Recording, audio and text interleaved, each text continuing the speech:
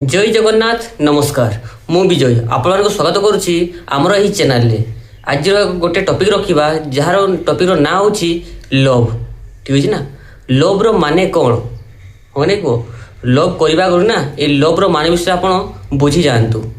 भल पाइबा एमती एक अनुभव जहाँ को केवल शब्द रे पूरा पूरी बुझाई हेब नहीं। यह एक भावना, एक दायित्व, एक विश्वास और एक त्यागर नाम। आजिकाली अनेक लोक भावती लव माने केवल गर्लफ्रेंड किंबा बॉयफ्रेंड सह संपर्क, किंतु प्रकृत रे ना भल पाइबा एहा ठारो बहुत बड़ होगने कहतु। जेउठी स्वार्थ नाही, जेउठी विश्वास अच्छी, जेउठी सम्मान अच्छी, जेउठी अन्यर खुशी को निजर खुशी भावी निया जाए, सेठी होची प्रकृत लव बा ट्रू लव जोड़ा में कहूचे होगने कहतु। अनेक लोक दिन को 100 थर आई लव यू कही थांती, किंतु सेमानक मध्यरु केते जण सतरे भल पाती होगने कहतु।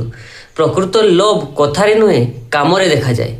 जो लोक आपणकर छोट छोट खुशी पाई निजर बड़ बड़ स्वप्न को मध्य पछरे रखि दियंती, सेही हेउची ट्रू लव बा प्रकृत भल पाइबा। लव माने कौन?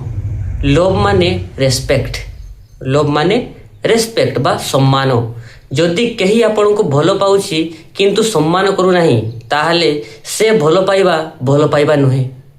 जेउठी सम्मान नाही ना सेठी संपर्क बहुत दिन तिष्ठि रही पारे नाही। प्रकृत लव सब बेले ना आपण को छोट केबे भी करिवो नाही, बरं आपण को ना आगु बढ़िया को रास्ता देखेबो होने कहतु। लव माने ट्रस्ट बा विश्वास। जेउठी संदेह अधिक सेठी लव धीरे धीरे मरी जाए। विश्वास एमती एक जिनिस ना जहाँ थरे भांगी गले पुणी थरे गढ़ा यह कष्टकर हो जाए।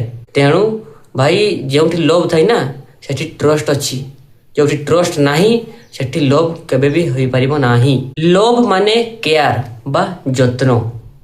जदि केही आपणकर खबर निए, आपण खाइछंती कि नहीं पचारे, आपण दुखरे थिले पाखरे छिड़ा होई रहे, तेबे बुझंतु से केवल आपण को भल लागु नहीं, से आपण को मनरू भल पाउछंती। ठीक अछि। लव माने सैक्रिफाइस। लव माने सैक्रिफाइस बा त्याग। प्रकृत लव ना केवल नेबा को चाहेनी, ठीक अछि, बाहाबा को चाहेनी बा किछि मध्य देबा को मध्य सिखाए। जणे माँ निज पिला पाई जो त्याग करती, जणे बापा परिवार पाई जो परिश्रम करती, सही ठारू बड़ लव रो उदाहरण आउ किछि नहीं। आउ लव केबे ना फोर्स हुए नहीं। जदि काहाकू बाध्य करी भल पाइबा को पड़ुछि तेबे सेईटा लव नुहे। लव सब बेले ना स्वाधीनता दिए। जिए सतरे भल पाए से केबे आपणको स्वप्न को अटकाइब नाही, बरं सही स्वप्न पूरण करिबारे साथ दबो होने कहतु। आजिकाली ना अनेक लोक माने किसी गोटे भूल कर पकाउछंती, जेमति कि भाई लव एवं अट्रैक्शन भितर जो पार्थक्यटा अछि ना ताहाको आपण टिके बुझंतु। ठीक अछि ना। अट्रैक्शन केवल मुह को देखे, लव काहाको देखे ना हृदय को देखे। बुझियला। अट्रैक्शन कौन? जो माने पूरा फेस को देखि कि जो माने भल पांती ता कोन कहंती अट्रैक्शन। ठीक अछि। आ लव कोटा? लव सेईटा भाई जोटा कि हृदय रु भल पांती ता कोन कहंती लव। बुझिला। जदि काहाको भल पाइबा परे आपणको जीवन भल हेउछि ना होगनी को, जदि काहाको भल पाइबा परे आपणकर जीवन भलरे चलीछि बा भल हेउछि, आपण अधिक परिश्रम मध्य करछंती किंतु निज स्वप्न पाइ लुडुछंती, तेबे सेई लव ना आपणको आगको नै जाउछि होगनी कहंतु। आपणको बेटर पर्सन हेबाको से साथ देउछि।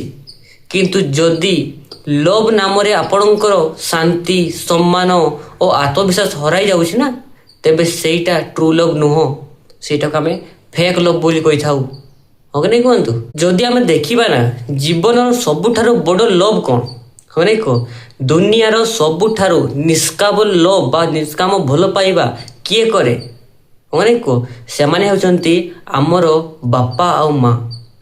सेमाने केबे कहा किसी बदल रे ना बिना बदल रे भी केही किछि चाहती नाही होने को, सेमानक खुशी आपणकर सफलता रही थाए होने कहतु। ତେଣୁ ମଣିଷ ଗୋଟେ କଥା ମନେ ରଖନ୍ତୁ, ଲଭ୍ ଖୋଜିବା ପୂର୍ବରୁ ନା ଏମିତି ଜଣେ ମଣିଷ ହୁଅନ୍ତୁ ଯାହାକୁ ଦେଖି ଅନ୍ୟମାନେ ବିଶ୍ୱାସ କରିପାରିବେ। ଠିକ ଅଛି ନା? ଭଲ ପାଇବାର ଅର୍ଥ କାହାକୁ ନିଜର କରିବା ନୁହେଁ, ବରଂ ତାଙ୍କ ଜୀବନରେ ସମ୍ମାନ, ବିଶ୍ୱାସ ଓ ଖୁସିର କାରଣ ହେବା। ଆପଣଙ୍କର ପ୍ରକୃତ ଲଭ୍କୁ ଚିହ୍ନିବେ କିପରି? ମାନେ ଆପଣଙ୍କର ଟ୍ରୁ ଲଭ୍କୁ ଚିହ୍ନିବେ କିପରି? ଅନେକ ଲୋକ ଆରମ୍ଭରେ ବହୁତ ସୁନ୍ଦର ସୁନ୍ଦର କଥା କୁହନ୍ତି, ବଡ଼ ବଡ଼ ପ୍ରତିଶ୍ରୁତି ଦିଅନ୍ତି, ସବୁବେଳେ ସାଙ୍ଗରେ ରହିବାର କଥା ମଧ୍ୟ ଦିଅନ୍ତି, କିନ୍ତୁ ସମୟ ବଦଳିଲେ, ପରିସ୍ଥିତି ବଦଳିଲେ ସେମାନଙ୍କର ବ୍ୟବହାର ମଧ୍ୟ ବଦଳିଯାଏ। ପ୍ରକୃତ ଭଲ ପାଇବା ବା ପ୍ରକୃତ ଲଭ୍ ନା କେବେ କଥାରେ ପ୍ରମାଣିତ ହୁଏ ନାହିଁ। ଏହା ଆଚରଣରେ, ଦାୟିତ୍ୱରେ ଏବଂ ସମୟ ସହିତ ପ୍ରମାଣିତ ହୁଏ। ପ୍ରକୃତ ଲଭ୍ ବା ଟ୍ରୁ ଲଭ୍ କେବେ ଆପଣଙ୍କୁ ବଦଳାଇବାକୁ ନା ଚେଷ୍ଟା କରିବ ନାହିଁ। ଯିଏ ସତରେ ଆପଣଙ୍କୁ ଭଲ ପାଏ ନା ସେ ଆପଣଙ୍କ ଭଲ ଗୁଣକୁ ଆହୁରି ଭଲ କରିବାକୁ ପ୍ରେରଣା ଦେବ, କିନ୍ତୁ ସେ କେବେ ଆପଣଙ୍କର ବ୍ୟକ୍ତିତ୍ୱକୁ ନା ମିଟାଇବାକୁ ଚେଷ୍ଟା କରିବ ନାହିଁ। ଯଦି କେହି କହୁଛନ୍ତି ଯେ ମୋ ପାଇଁ ସମସ୍ତଙ୍କୁ ଛାଡ଼ିଦିଅ, ମୋ କଥା ଛଡ଼ା ଆଉ କାହା କଥା ଶୁଣନି, ତୁମ ଇଚ୍ଛାରେ ନୁହେଁ ମୋ ଇଚ୍ଛାରେ ଚାଲ, ତେବେ ସେଇ ଭଲ ପାଇବାଟା ନା ଟ୍ରୁ ଲଭ୍ ହେଇପାରିବ ନାହିଁ।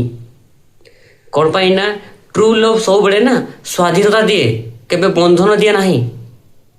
ବୁଝି ହେଉଛି ନା କଥାଟା? ଲଭ୍ ମାନେ କଷ୍ଟରେ ବା ଦୁଃଖରେ ସାଥୀ ହେବା, ହଁ କି ନାଇଁ? ଖୁସି ସମୟରେ ପ୍ରାୟ ସମସ୍ତେ ପାଖରେ ଥାଆନ୍ତି, କିନ୍ତୁ ଦୁଃଖ ସମୟରେ ନା ଯିଏ ଆପଣଙ୍କର ହାତ ଧରି ରହିଥାଏ ସେ ହିଁ ହେଉଛି ଆପଣଙ୍କର ନିଜର ଲୋକ ବା ଆପଣଙ୍କର ଟ୍ରୁ ଲଭ୍ ବି କହିପାରିବେ ଆପଣ।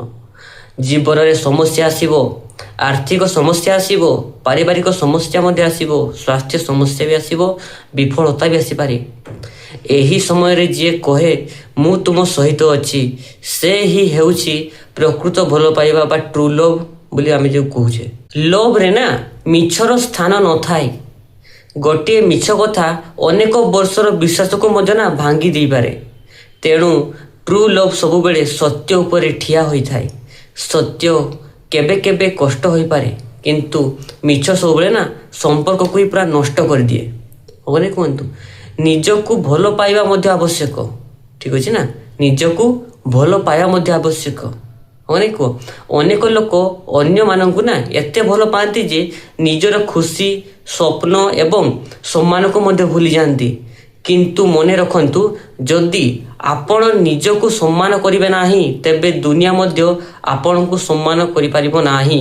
ଏଇ କଥାଟି ଆପଣମାନେ ମନେ ରଖନ୍ତୁ। ଠିକ ଅଛି ନା? ଟ୍ରୁ ଲଭ୍ ସବୁବେଳେ ବିଶ୍ୱାସ କରେ, ଫେକ୍ ଲଭ୍ ସବୁବେଳେ ସନ୍ଦେହ କରେ। ହବ ନାଇଁ କୁହନ୍ତୁ? ପ୍ରକୃତ ଭଲ ପାଇବାରେ ବିଶ୍ୱାସ ଥାଏ, ପ୍ରତିଟି କଥାରେ ସନ୍ଦେହ କରିବା, ଫୋନ୍ ଚେକ୍ କରିବା କିମ୍ବା ଅନାବଶ୍ୟକ ଅଭିଯୋଗ କରିବା ସମ୍ପର୍କକୁ ନା ପୁରା ଦୁର୍ବଳ କରିଦିଏ। ହବ ନାଇଁ କୁହ? ବିଶ୍ୱାସ ବିନା କୌଣସି ସମ୍ପର୍କ ଦୀର୍ଘସ୍ଥାୟୀ ହେବା କଷ୍ଟକର ହୋଇପଡ଼େ ଆଜ୍ଞା। ହବ ନାଇଁ କୁହ? ସତ୍ୟ ଲଭ୍ ବା ଯେଉଁଟା କହୁଛେ ଟ୍ରୁ ଲଭ୍ ସମ୍ମାନ ଦିଏ, ଫେକ୍ ଲଭ୍ ସବୁବେଳେ ଅପମାନ କରେ। ହବ ନାଇଁ କୁହନ୍ତୁ?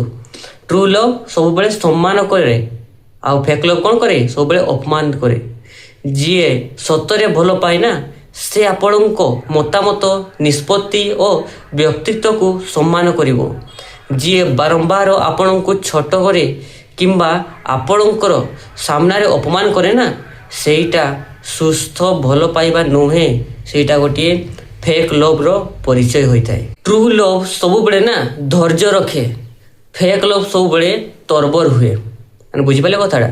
ସମ୍ପର୍କ ଗଢ଼ିବାକୁ ନା ବହୁତ ବହୁତ ବହୁତ ସମୟ ଲାଗେ ଆଜ୍ଞା।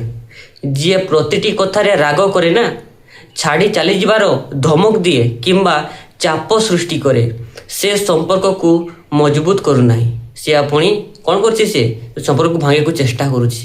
ତେଣୁ ଗୋଟେ କଥା ମନେ ରଖନ୍ତୁ, ଟ୍ରୁ ଲଭ୍ ସବୁବେଳେ ଧୈର୍ଯ୍ୟ ରଖେ। ହଁ ନାଇଁ କୁହ? ଫେକ୍ ଲଭ୍ ସବୁବେଳେ ତରବର ହୁଏ। ବୁଝିହେଲା? ଆଉ ଗୋଟେ କଥା ମନେ ରଖନ୍ତୁ, ଟ୍ରୁ ଲଭ୍ ଆପଣଙ୍କର ନା ସ୍ୱପ୍ନକୁ ସବୁବେଳେ ସମର୍ଥନ କରେ। ଯିଏ ସତରେ ଆପଣଙ୍କୁ ଭଲ ପାଉଥିବ ନା ସେ ଆପଣଙ୍କର ପଢ଼ାପଢ଼ିରେ, କ୍ୟାରିୟରରେ ବା ଲକ୍ଷ୍ୟକୁ ସେ ସମ୍ମାନ କରିବ। ସେ ଗୋଟେ କଥା ହିଁ କହିବ, ତୁମେ ଆଗକୁ ବଢ଼, ମୁଁ ତୁମ ସହିତ ଅଛି। ଏହି ଭିଡ଼ିଓ ଶେଷରେ ମୁଁ ଏତିକି ମାତ୍ର କହିବା ପାଇଁ ଚାହୁଁଛି ଯେ ପ୍ରକୃତ ଲଭ୍ ଖୋଜିବା ପୂର୍ବରୁ ନିଜେ ଏମିତି ଜଣେ ମଣିଷ ହୁଅନ୍ତୁ ଯିଏ ବିଶ୍ୱାସଯୋଗ୍ୟ, ସମ୍ମାନଶୀଳ ଓ ଦାୟିତ୍ୱବାନ ହେଇଥିବେ। ଠିକ୍ ଅଛି, କାରଣ ଏକ ଭଲ ସମ୍ପର୍କ କେବଳ ଭଲ ପାଇବାରେ ନୁହେଁ, ବରଂ ଦୁଇ ଜଣ ଭଲ ମଣିଷଙ୍କ ପ୍ରୟାସରେ ଗଢ଼ି ଉଠେ। ଭଲ ପାଇବାର ସବୁଠାରୁ ବଡ଼ ପ୍ରମାଣ କଥା ନୁହେଁ, ବରଂ ପ୍ରତିଦିନର ଛୋଟ ଛୋଟ କାମ, ସମ୍ମାନ ଓ ବିଶ୍ୱାସ ହୋଇଥାଏ। ହବନି କୁହନ୍ତୁ? ଯଦି ଆପଣମାନଙ୍କୁ ଏହି ଭିଡ଼ିଓ ଭଲ ଲାଗିଥିବ ନା, ତେବେ ଆମ ଚ୍ୟାନେଲକୁ ସବସ୍କ୍ରାଇବ୍ କରନ୍ତୁ ଏବଂ ପାଖରେ ଆସୁଥିବା ବେଲ୍ ଆଇକନ୍କୁ ପ୍ରେସ୍ କରନ୍ତୁ, ଯାହାଦ୍ୱାରା ଆମର ପ୍ରତ୍ୟେକ ନୂତନ ଭିଡ଼ିଓ ନୋଟିଫିକେସନ୍ ଆପଣମାନେ ସର୍ବପ୍ରଥମେ ପାଇପାରିବେ। Thank you. ଜୟ ଜଗନ୍ନାଥ।